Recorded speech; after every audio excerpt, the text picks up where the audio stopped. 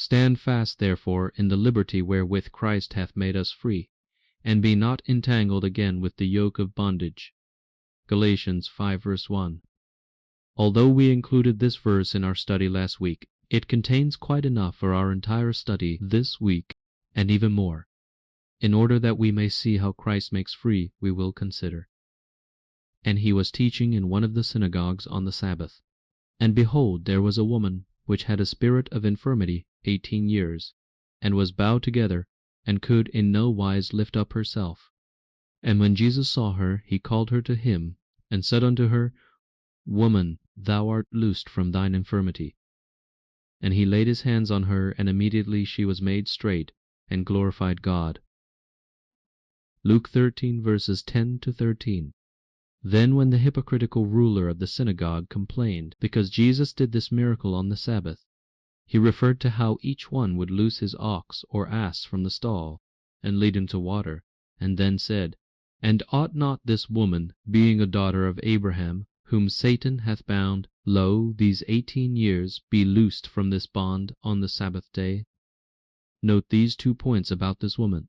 She was bound by Satan, and she had a spirit of infirmity or lack of strength. Now note how accurately this describes our condition before we meet Christ. 1. We are bound by Satan, taken captive by him at his will. Every one that committeth sin is the bondservant of sin. John 8:34. And he that committeth sin is of the devil. 1 John 3:8.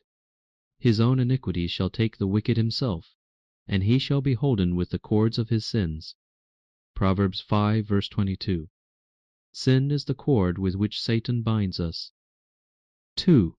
We have a spirit of infirmity, and can in no wise lift ourselves up, or free ourselves from the chains that bind us. It was when we were without strength that Christ died for us. Romans 5:6.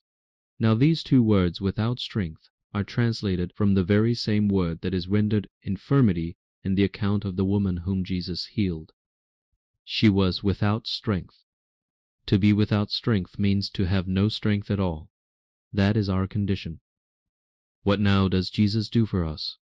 He takes the weakness and gives us in return his strength.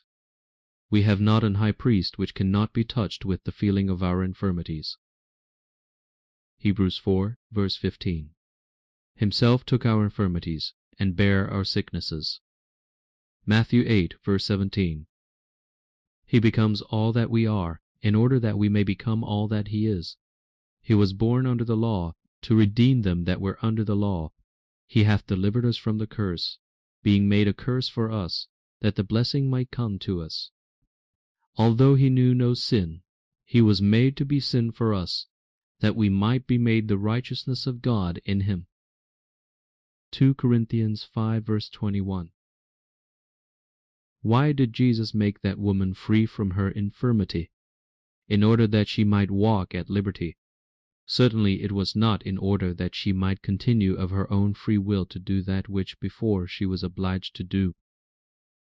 And why does he make us free from sin? In order that we may live free from sin. What is sin? Sin is the transgression of the law. 1 John 3:4. To be a bondservant of sin, therefore, and in no wise able to lift ourselves up on account of infirmity, is to be unable to keep from transgressing the law. That is, it is to be unable to keep it. Why does Christ make us free? Only in order that we may walk in the law blameless. For what the law could not do in that it was weak through the flesh, God sending his own Son in the likeness of sinful flesh, and for sin, condemned sin in the flesh, that the righteousness of the law might be fulfilled in us. Romans 8:3-4. He certainly does not deliver us in order that we may go on transgressing the law. But someone will object. It says somewhere that we are delivered from the law. Yes, it does. And that is just what we are talking about. It is what we have been studying in the 3rd and 4th chapters of Galatians. Christ was made under the law. Before faith came, we were under the law, shut up in prison. The law was our jailer, for the strength of sin is the law. 1 Corinthians 15 verse 56. The law worketh wrath, for where no law is, there is no transgression. Romans 4 verse 15. The law is our accuser before God. It charges us with having transgressed its holy precepts and shut us up in prison, criminals condemned to death.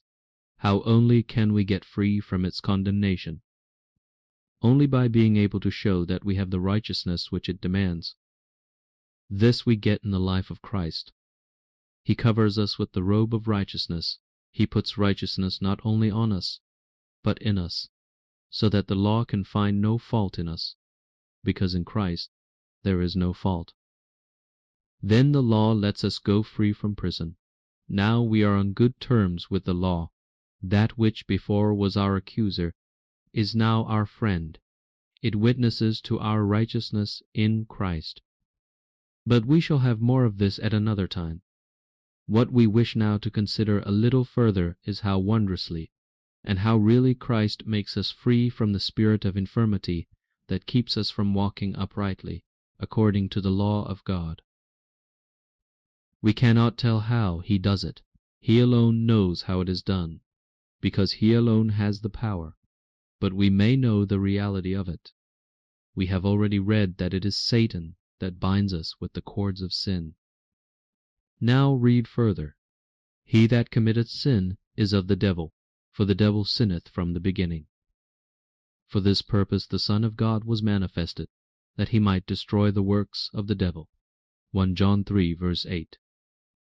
Forasmuch then as the children are partakers of flesh and blood, he also himself likewise took part of the same, that through death he might destroy him that had the power of death, that is, the devil, and deliver them who through fear of death were all their lifetime subject to bondage.